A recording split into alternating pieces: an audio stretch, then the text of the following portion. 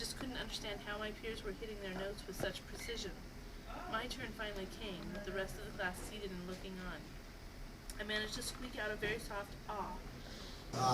And it's all built out of space-age materials. They don't let us use asbestos anymore, so most of the materials we use are ceramic fibers. And so like the furnaces and the glory holes and such are all built out of these ceramic fiber materials, which are good up to about 2,800 degrees, something like that. Steve, right now, it has his puntey rod sticking into the glory hole. The glory hole runs up about 2,500 degrees, something like that. And the crucible holds about 140 pounds of glass.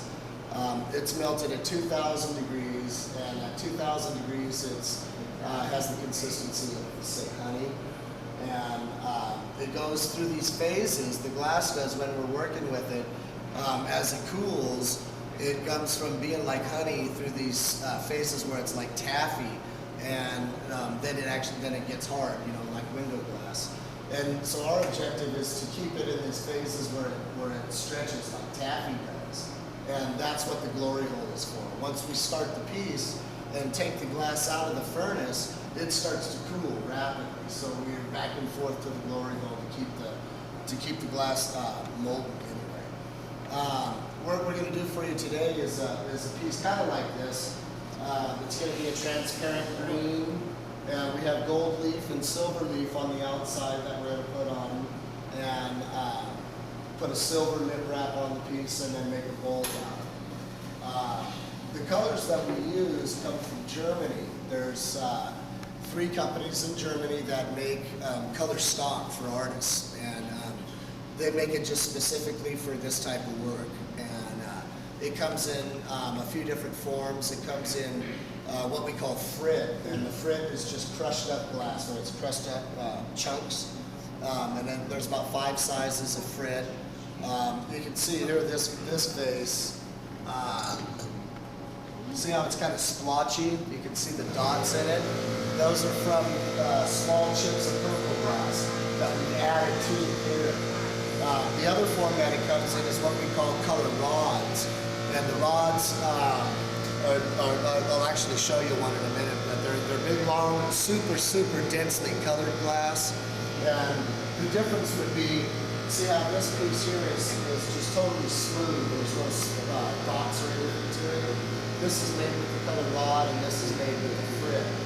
And it really just depends on what you're going to be doing for design, what you're going to use for color. We're going to be using the color rod today.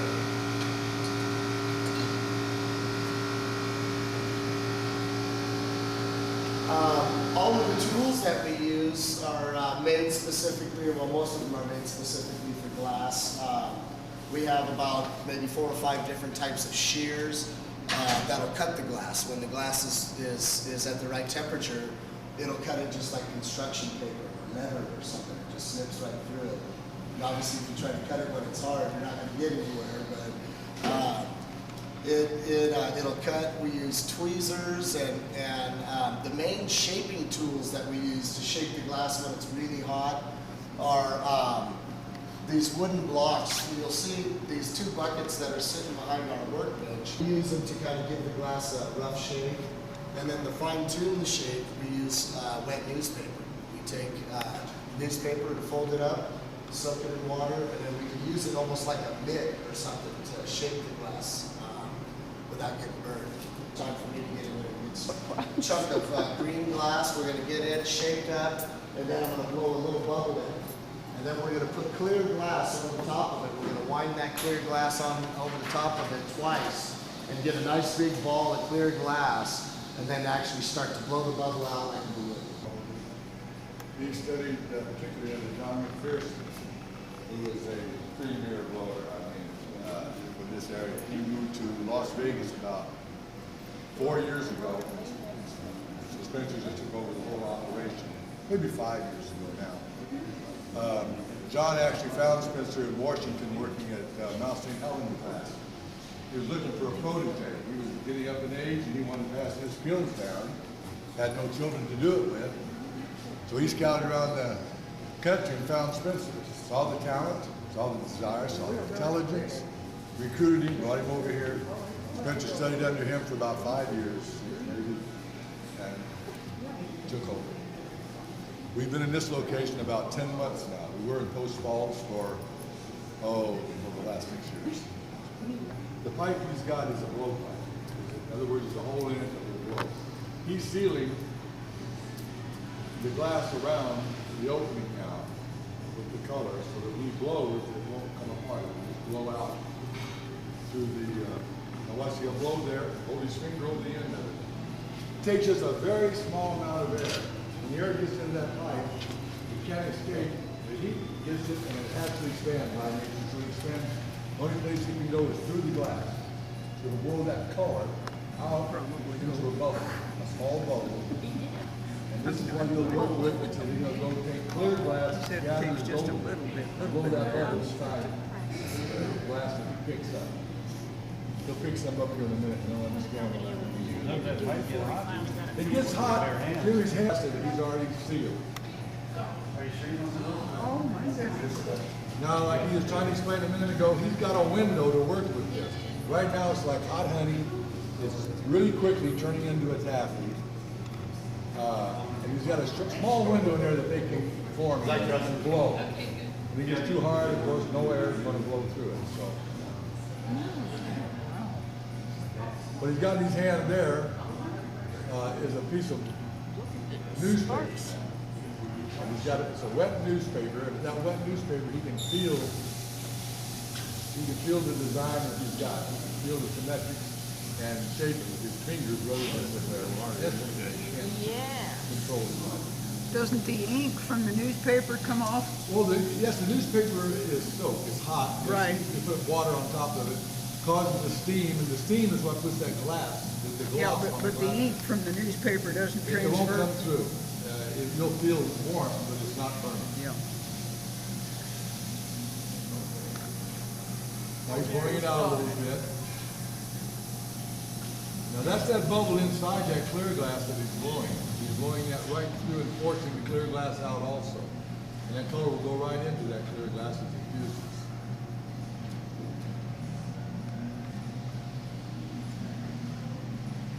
How many years apprenticeship? You know, that would probably depend on the person. Spencer was a natural. He wanted to do it. So after work, he'd go down to the St. Martin Home Glass Work in Castro. Finally, this okay, you can grind for us, or you can sweep for us. And if you do this, then we'll give you have an hour to play with. So he did this. He did this pretty soon. He's doing better than they were doing. And then John McPherson, like I said, came along and found him, said, look at the talent, the raw talent, and more or less polished him. Spencer's pretty well known in the Pacific Northwest Inland. Almost all the artists know who Spencer Irvington is. His work is really respected throughout the country. We're in a lot of galleries throughout the country. He's been featured in major magazine articles. Now he's getting another gather. He's going to put some more clear glass on the shape he just formed.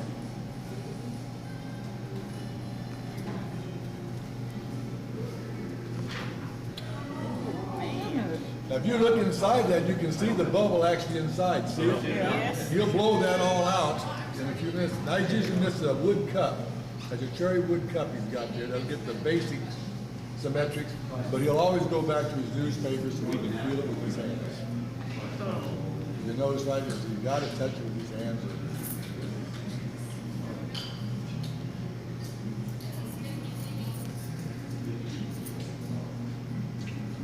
And of course, this is the press newspaper, right? It is. It really is. Well, of course. What Every else? day we bring a little pack back to the stack, and then they fold them up and wet them down. That's the cheapest tool we have. Believe me, you're surprised at some of those prices.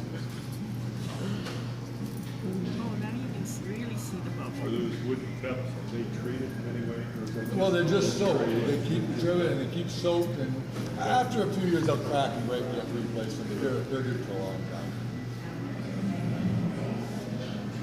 Yeah. One like this. More or less like this. I think he's going to put a silver lip on it. It'll be pretty much like this.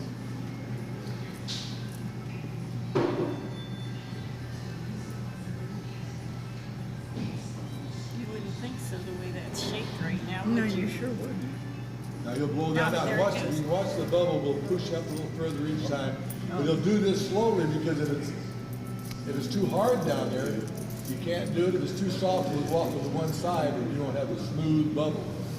The bubble has to hit all the sides at once as you expand for it to work.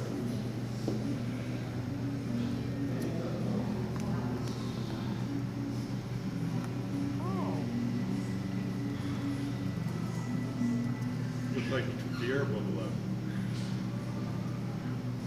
What he's doing now, that is called a jack that's in his hand, that big tweezers. He keeps that where the pipe actually goes into the glass. He'll keep that scored. Because in a little while, we're going to take it off of that pipe and put it on another one. And where the hole's at, where he's blowing through now, will become the opening of the vessel itself. Oh, okay. Now, it's going to be because it all goes together.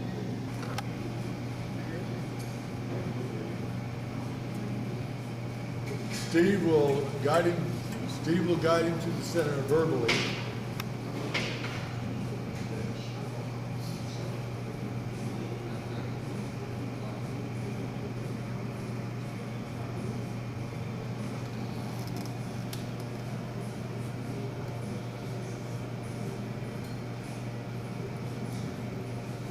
Now we have a flip.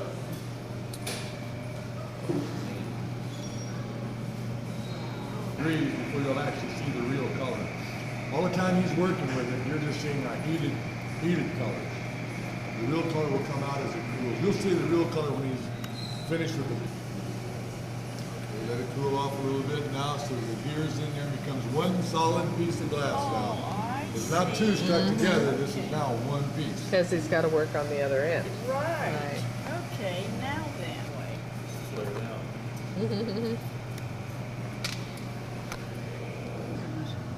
Sure enough.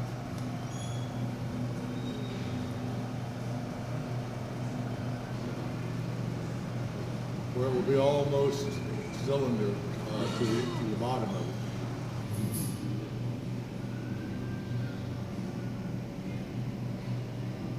Are those pieces of wood on the end of that tool that he? Yeah, and it's, I said it's wet, keep it wet, I use the steam to keep from burning.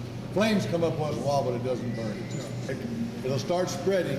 He'll pull it out at the last second as it'll fill that hole. Here it goes. Whoa, he's almost ready.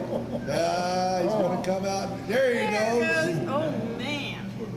There you go. There you go into your flute. That's how about the that's flute. all. Now he'll elongate it. Oh, my goodness gracious. Oh, Daddy. Oh, man.